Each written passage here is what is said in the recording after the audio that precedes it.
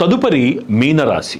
మీనరాశి యందు పూర్వాభాద్ర నక్షత్రము 4వ పాదము, ఉత్తరాభాద్ర నక్షత్రము 4 పాదములు, రేవతి నక్షత్రము 4 పాదములుగా ఉన్నవి. ఈ రాశి వారికి ఆదాయము 11 గాను, వ్యయము 5 గాను, రాజపూజ్యము 2 గాను, అవమానము 4 గాను కనబడుతున్నది. ఈ రాశి వారికి ఈ సంవత్సరము పట్టింది బంగారం అవుతుంది. కానీ విపరీతమైనటువంటి, ఒక రకంగా చెప్పాలంటే అహంభావము అనేటువంటిది వీరి ఆనందాన్ని దూరం చేసే ప్రమాదం కనబడుతోంది. ప్రతి చర్య యందు లాభాన్ని పొందేటువంటి విశేషమైనటువంటి రాబడి, ఆదాయము కనబడుతోంది. కానీ అది ఎటుపోతుందో తెలియనటువంటి పరిస్థితుల్లో ఎలా ఖర్చు పెడుతున్నారో తెలియనటువంటి విధంగా డబ్బులు వెళ్లేందుకు ప్రమాదం ఉన్నది ఈ సంవత్సరం. కాబట్టి ప్రతి నిర్ణయాన్ని కూడా ఆచితూచి తీసుకోవడం, ఇంట్లో వాళ్ళని సంప్రదిస్తే తప్ప ఏ పని చెయ్యకపోవడం అనేటువంటిది మీ ఖర్చుని, మీ వ్యవహారాన్ని నియంత్రణలో పెడుతుందని స్పష్టంగా చెప్పవచ్చు. విశేషమైనటువంటి రాజయోగం కనపడుతోంది. మీ మాట తీరులో ప్రమాదం వలన ఆ రాజయోగాన్ని దూరం చేసుకోకండి. ప్రతి క్షణము, ప్రతి అడుగు ఆచితూచి వెయ్యండి, స్పృహతో వెయ్యండి. ఉద్యోగంలో, వ్యాపారంలో, రాజకీయంలో, సినీ, టీవీ, కళారంగాల వాళ్ళకి ప్రతి అవకాశము అద్భుత లాభాన్ని సూచిస్తోంది. ఆ లాభాన్ని సూచించటము, ఉన్నటువంటి గ్రహస్థితిని అనుసరించి ప్రతిదీ నేనే అనుకునేటువంటి ఒక భావన కూడా కనపడుతోంది. అంటే మాట తీరులో ప్రమాదం ఏదైతే ఉందో అది బాంధవ్యాలను కూడా అది ఇబ్బంది పెట్టే ప్రమాదం ఉంది. కాబట్టి తస్మాత్ జాగ్రత్త. మీ ఆనందానికి మీరు కారణం కావాలి. మీ కష్టాలని దైవానుగ్రహం దూరం చెయ్యాలి. ఇది మన జీవితం యొక్క ఒక సంకల్పమై ఉండాలి. మన ఆనందం దైవం మీద ఆధారపడి మన కష్టాలు ఎవరో వారి కష్టాలు వారికి కారణం అయ్యాయి అనుకోండి, అది హాస్యాస్పదంగా ఉంటుంది. మన ప్రవర్తన మనకు ఆనందాన్ని తెచ్చిపెట్టాలి. తెలియనటువంటి కష్టం ఏదైతే వస్తోందో అది భగవద్ అనుగ్రహం వలన దూరమై మనుషులు ఆనందంగా ఉండాలి. ఇలాంటి సంకల్పంతో మానవుడు జీవించాలి.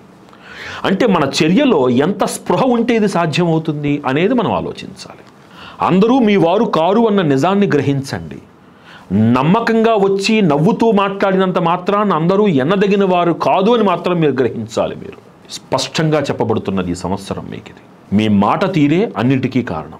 ప్రతి చర్య ఇంట్లో వారితోటి, ఇంట్లో ఆడవాళ్ళని సంప్రదించి చేయడం అనేటువంటిది ఈ రాశి వారికి ఈ సంవత్సరం అద్భుత లాభాల్ని, అద్భుత రాజయోగాన్ని, అద్భుత పరపతిని మీకు సూచిస్తోంది. మీకు రాజకీయంగా ఉన్నటువంటి వాళ్ళకి నూతన పదవులు అలంకరిస్తారు వారు. కానీ వారు చేసేటువంటి పనుల వలన అపకీర్తి పాలైనా ఉత్తరార్ధంలో అపకీర్తి నుంచి తొలగించుకునేందుకు అవకాశం ఏర్పడుతుంది. కాబట్టి కాస్త ఆలోచించి ఆచితూచి అడుగులు వేయండి.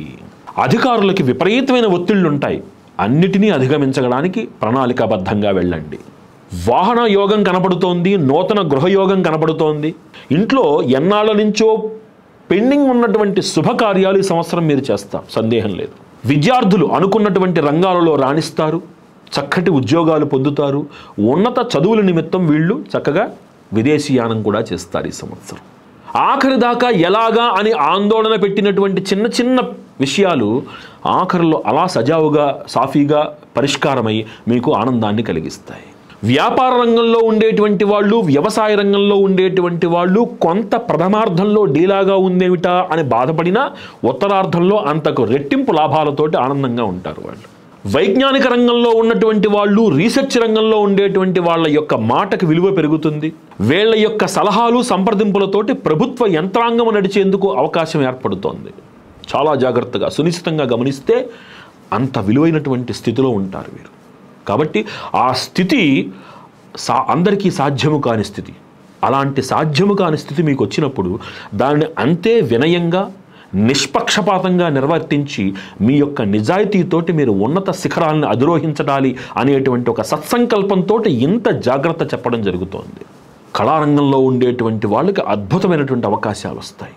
మాట, మీ మాటే మీ వృద్ధికి తోడ్పడుతుంది. తస్మాత్ జాగ్రత్త. ఈ రాశి వారు చక్కటి ఫలితాలను పొందడానికి, రాహుగ్రహం యొక్క పరిపూర్ణ అనుకూలతను పొందడానికి కాళహస్తి యందు రాహుకేతువులు పూజ చేయించుకోవడం, పూర్వార్ధంలో ఒకసారి, ఉత్తరార్ధంలో ఒకసారి ఇంట్లో, మీ ఇంట, స్పష్టంగా చెప్తున్నాను, మీ ఇంట అఘోర పాశుపత హోమము ఒకసారి చేయించటము, అవకాశం ఉంటే మన్యు పాశుపత హోమం ఇంట్లో చేయించటం అనేటువంటిది స్పష్టంగా చెప్తున్నాను. నెలలో ఒక శనివారం నాడు శనేశ్వరుడికి తైలాభిషేకం చేయించండి. అవకాశం ఉంటే కనుక గానుగాపురం వెళ్ళి కల్లేశ్వర స్వామి వారి దర్శనం చేసుకుని శనేశ్వర స్వామి వారి యొక్క సానుకూలతను పొందండి.